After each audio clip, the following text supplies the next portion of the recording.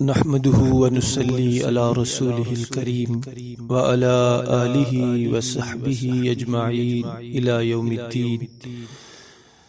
اما بعد، انتہائی معزز محترم سامعین گرامی قدر، میرے اور آپ کے محبوب آقا جناب محمد مصطفیٰ صلی اللہ علیہ وسلم نے ارشاد فرمایا ہے کہ سخاوت اور غنا یہ مال کی وجہ سے نہیں ہوتی، بلکہ اس کا تعلق دل سے ہے۔ یعنی کئی دفعہ ایسے ہوتا ہے کہ مال بہت زیادہ ہوتا ہے بندے کے پاس، لیکن وہ سخی نہیں ہوتا، اور بارہا یہ دیکھا گیا کہ مال تو تھوڑا ہے لیکن دل غنا اور سخاوت سے بھرا ہوا ہوتا ہے۔ خود سرور کائنات فخر موجودات محمد مصطفیٰ صلی اللہ علیہ وسلم کی حالات زندگی ہم اگر دیکھیں تو وہاں کوئی دولت کی ریل پیل نظر نہیں آتی، لیکن آپ سخاوت کے پہاڑ تھے، آپ جود کے بحر بے کنار تھے،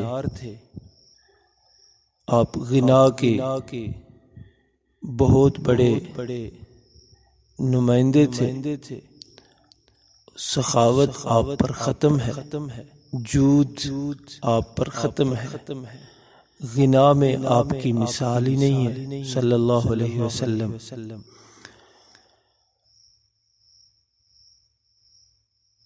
حدیث کی معتبر کتابوں میں کئی واقعات آپ کی سخاوت اور غنا کے ہیں۔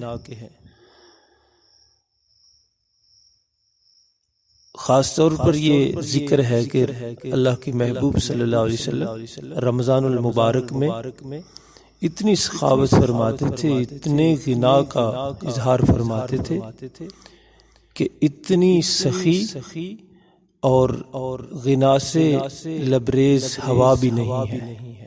دیکھیے نا، ہوا پوری کائنات پہ چھاتی ہے، ہر ایک کے پاس جاتی ہے، امیر غریب کا فرق نہیں کرتی، محل جھونپڑی کا فرق نہیں کرتی، سب کے پاس جاتی ہے۔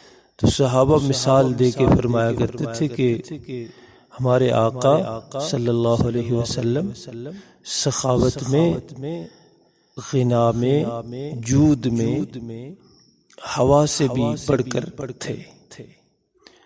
حدیث مبارکہ میں آتا ہے کہ ایک مسلمان عورت آپ علیہ الصلوۃ والتسلیم کی خدمت میں حاضر ہوئی اور بڑی چاہت اور بڑی عقیدت اور بڑی محبت سے عرض کیا کہ اللہ کے رسول صلی اللہ علیہ وسلم، یہ چادر میں نے اپنے ہاتھ سے بنی ہے اور آپ کی خدمت میں پیش کرنے کے لیے بنی ہے، تو آپ اسے اپنی بارگاہ میں قبول فرما لیں۔ تو میرے کریم آقا صلی اللہ علیہ وسلم نے اسے قبول فرما لیا، مجلس میں تشریف فرماتے اور قبول فرمانے کے بعد اپنے حجرے مبارک میں تشریف لے گئے اور اسے استعمال فرما لیا، تہمند کے طور پہ اسے باندھ کر باہر تشریف لے آئے۔ ابھی آپ تشریف لائے ہی ہیں تو ایک صحابی نے عرض کیا، اللہ کے رسول صلی اللہ علیہ وسلم، یہ چادر آپ برائے کرم مجھے عطا فرما دیجیے۔ تو رسالت مآب صلی اللہ علیہ وسلم دوبارہ حجرہ میں اسی وقت دوبارہ تشریف لے گئے اور اسے اتار کر طے کر کے تو اپنے اس سائل اور صحابی کو چادر عطا فرما دی۔ تو حدیث کی کتابوں میں جہاں یہ حدیث ذکر ہے، وہاں ایک لفظ بڑا میٹھا اور بڑا پیارا اور بڑا عظیم الشان صحابہ نے کے الفاظ منہ سے نکلا ہے۔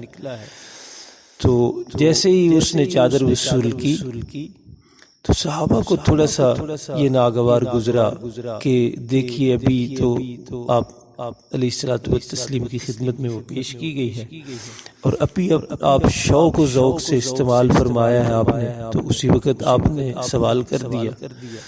تو وہاں صحابہ نے اس سائل صحابی کو جو لفظ فرمائے وہ یہ تھے کہ علمتا انہو لا يرد سائلا، تجھے یہ معلوم بھی ہے کہ آقا علیہ الصلوۃ والتسلیم کی عادت مبارک ہے کہ آپ سائل کو رد نہیں کرتے، سائل کو خالی ہاتھ نہیں لوٹاتے، تو پھر تو نے کیوں سوال کر دیا؟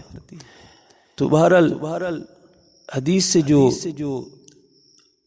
آپ علیہ الصلوۃ والتسلیم کی جود و سخا کی شان ظاہر ہوتی ہے، وہ یہ ہے کہ آپ کی عادت مبارکہ تھی کہ آپ کبھی بھی کسی سائل کو رد نہیں فرماتے تھے۔ یہ سخاوت کی انتہا ہے اور جود و غنا کا کمال ہے۔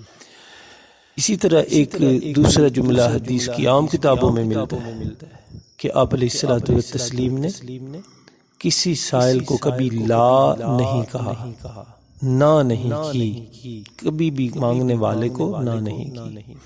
تو اس جود و سخا کی مثال ناممکن ہے، ڈھونڈنے سے بھی نہیں ملتی۔ اللہ کے محبوب صلی اللہ علیہ وسلم کو جہاں اللہ نے دوسری خصائل رفیع اور اوصاف حمیدہ سے نوازا تھا، وہاں اس جود و سخا والی صفت میں بھی آپ کو کمال عطا فرمایا تھا۔ اللہ کریم ہم سب کو رسول کریم صلی اللہ علیہ وسلم کی محبت نصیب فرمائے، عشق نصیب فرمائے، آپ کی شان رفیع کا صحیح ادراک اور صحیح اقرار نصیب فرمائے۔ وما علینا الا البلاغ المبین۔